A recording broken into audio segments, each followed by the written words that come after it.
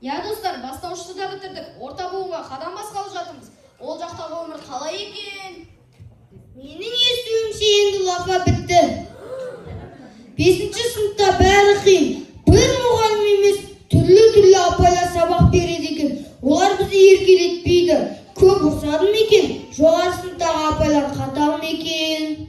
Мама, енді Ал Гебра, геометрия деген сияқты сол пәннің мұғалімінен басқа пәндерді оқытады. Достар, оны үйренем дегенше миымыз ағып кететін шығар.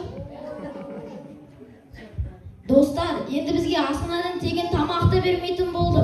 Күніне 6-7 сабақ болады. Ала атаңнан бастап, кешке дейін сабақ оқимыз деп бұратылып, аштан өлетін шығармыз.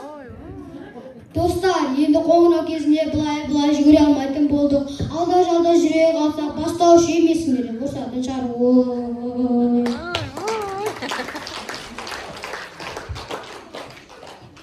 Балалар, сендер олай қорықпаңдар. Жоғарғы сынып ондай қорқынышты емес. Біз сендерге әлі де көмектесіп тұрамыз. Балалар, жоғарғы сыныптың ұстаздары да жүректері мейірімге толы, өз білімдеріне білімді мамандар балалар. Сондықтан сендерге қорқуға ешқандай негіз жоқ. Сендер керісінше бір сыныпқа есейдіңдер балалар. Соған қуаныңдар, иә? Олай болса сендерге тек қана жолдарың ашық болсын деймін.